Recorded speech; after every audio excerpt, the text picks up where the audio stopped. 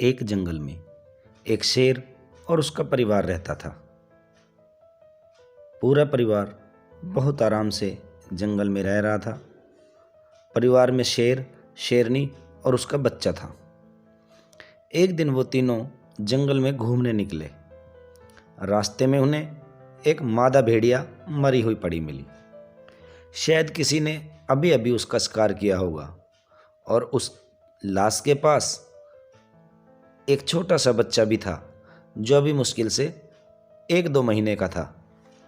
बच्चा अपनी मरी हुई माँ का दूध पी रहा था।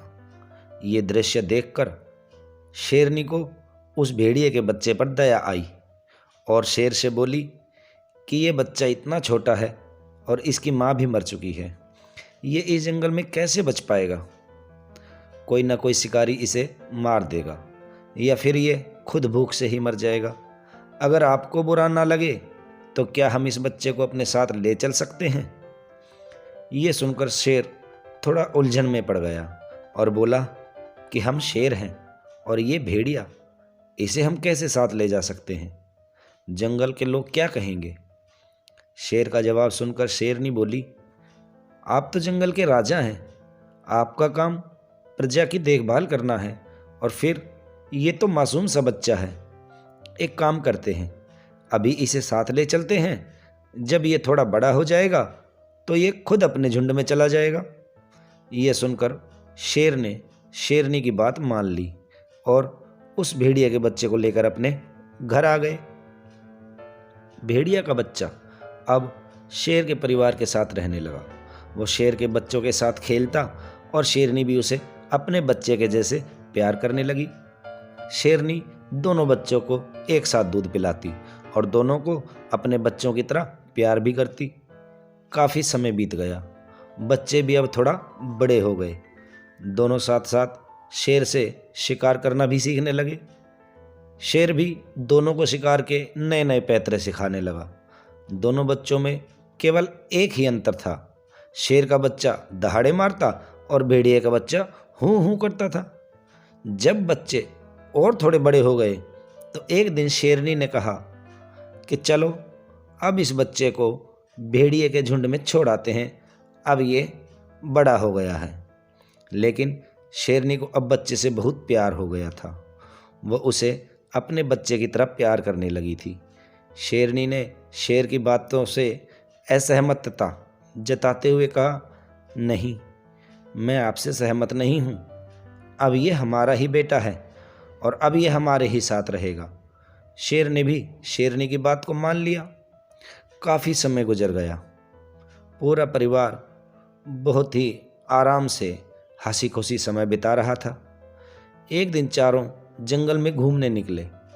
वहाँ रास्ते में किसी शिकारी ने जाल बिछा रखा था। किसी को वो जाल नहीं दिखा और चारों उस जाल में फंस गए। चारों ने खूब कोशिश की निकलने की, लेकिन कामयाब नहीं हो पाए। वो जितना हाथ पैर मारते उतने ही ज़्यादा उस जाल में उलझ जाते थे। शेर और शेर का बच्चा मदद के लिए दहाड़े लगाने लगे, लेकिन जैसा कि हम सब जानते हैं कि शेर की दहाड़ से जंगल के जानवर डर के मारे और दूर भाग जाते हैं। उन्होंने खूब कोशिश करी, लेकिन कोई भी उनकी मदद के लिए नहीं आया। फिर भेड़िए ने कहा, पिताजी, मैं कोशिश करता हूँ, शायद कोई मदद मिल जाए। शेर ने सोचा कि जब मेरी दहाड़ जानवरों तक नहीं पहुंची तो इसकी आवाज़ कैसे पहुंचेगी। लेकिन कहते हैं ना, डूबते को तिनके का सहारा बहुत, तो शेर ने भी हामी गर्दन हिला दी। अब भेड़िए ने बहुत तेज हूँ हूँ करना शुरू कर दिया। उसकी आवाज़ किसी आसपास भेड़ियों के झुंड तक पहुंच गई। अपनी आदत के अनुसार भेड़ियों का झुंड भी हूँ हूँ करने लगा और जिधर से आवाज़ आ रही थी उस ओर भेड़ियों का झुंड आने लगा। वहाँ पहुंचकर भेड़ियों के झुंड ने देखा कि जाल में शेर और शेरनी, उनका एक बच्चा और एक भेड़िए का बच्चा फंसा हुआ है।